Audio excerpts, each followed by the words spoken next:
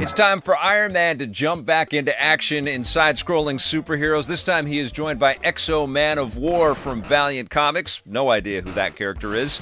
Taking a look at Iron Man and Manowar in heavy metal for the Game Boy. And believe it or not, this game came out in 1996. And I played this game, like I've been playing all my classic Game Boy games, on my Super Game Boy, on my Super NT. And I did appreciate the frame that this game projected up on my TV for me. Looked cool. It had lots of great little pixel art of all of the different characters that are in this game, including Baron Zemo and Yellow Jacket, Mistress Crescendo, and some other characters that I assume are from the Manowar universe. Some aliens, as a matter of fact. Basically, what you're doing here is you're choosing between Iron Man or Manowar. They're two metal-suited, armored protagonists, and you've got to defeat a bunch of aliens that have come into Earth, specifically to Stark Enterprises, and have stolen a vibranium drill bit. And you've got to track them down and take out all the bosses and defeat all of the little bad guys. Sometimes they're little tiny pipsqueak little robot things that are shooting at you, and it's incredibly difficult to target them.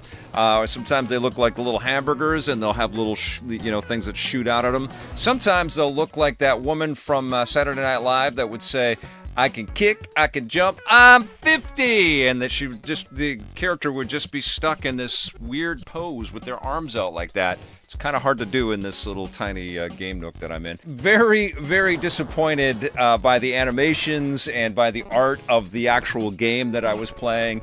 By this point in the Game Boy's lifespan, there had been some really incredible and intricate work. I just recently reviewed the phenomenal Batman animated series game on Game Boy that Konami made, and they did all kinds of fantastic detailed work in there. And this game just looks like ass. Every level just looks so barren and sort of bereft of details and rudimentary. And this is 1996, which was pretty far along in the Game Boy's lifespan, so the levels look really, really frustratingly simple. I mean, sometimes they look a little bit more scientific, and you go into a volcano lair, and they've just the saddest looking volcano ever. I didn't mind the subway train level, but basically every level is kind of the same structure. You've got a maze that you have to navigate through, so it's very linear. You just have to find the right way, whether you're sort of getting into a base or, the volcano lair or into a rainforest or whatever they've concocted for you, but it's so poor.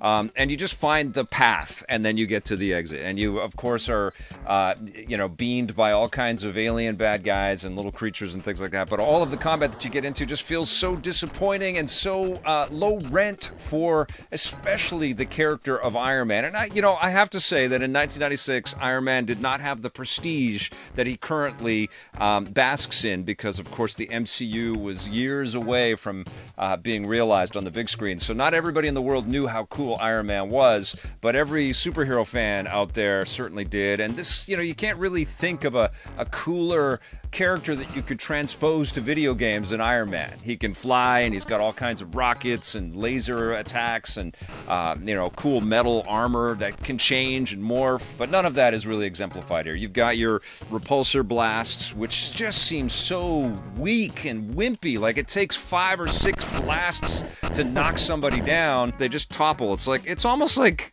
those old classic Game & Watch animations. It's just so bereft of detail and life, but it's like they're on and they're off. You shoot a bad guy, and eventually they go crumple and they fall and they disappear. You do also have the ability to press a couple buttons at the same time, and you get a chest blast out of him, but it sucks down your energy, as does flying in the game.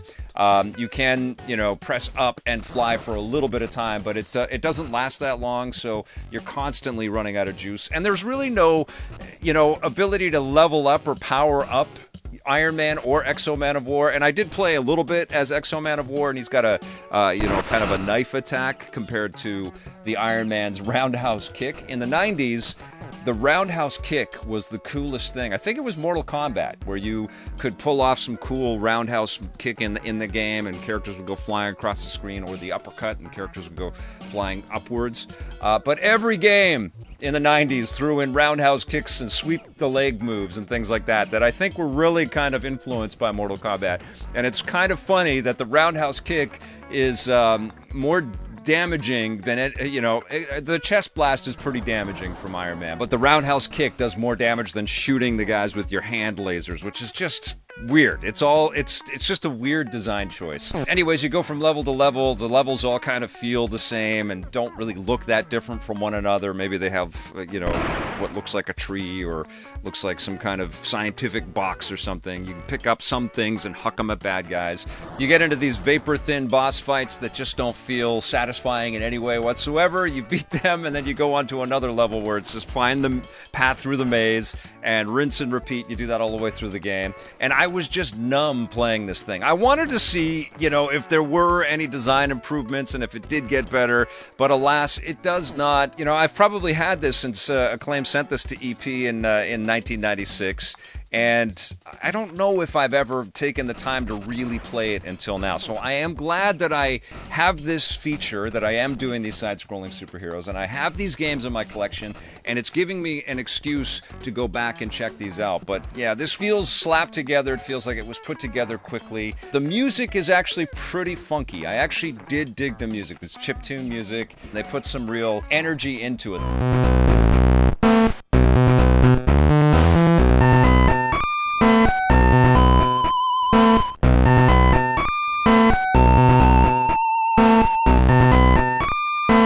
I think that is the most energy that I got out of this game. It's really hard to say anything positive about it. There are a couple of flying levels and missions that you get into, and it feels a little bit like a weak sauce, side-scrolling flying shooting game. But all in all, this is so forgettable. And I know that there are other versions of Iron Man, Exo, Man of War in heavy metal. I might have them for my Saturn and PlayStation. I don't know. I haven't dug around. I saw this in my Game Boy collection. I said I'm going to give this a shot.